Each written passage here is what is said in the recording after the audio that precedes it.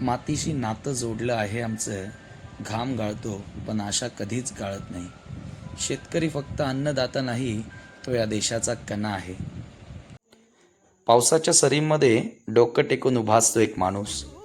पावलोपावली चिखल, पण मनात सोनं पिकवायचं स्वप्न.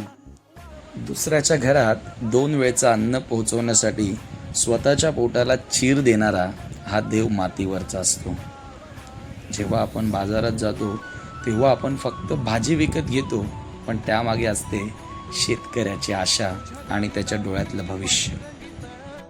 शेतकरी फक्त अन्न नाही पिकवत, तो संस्कृती जपत असतो. तो मातीशी असलेली आपली नाळ जिवंत ठेवतो. चला एक वचन देऊ, त्याच्या श्रमाचा आदर करू आणि जय जवान जय किसान हे फक्त घोषणा न ठेवता कृतीत उतरवू.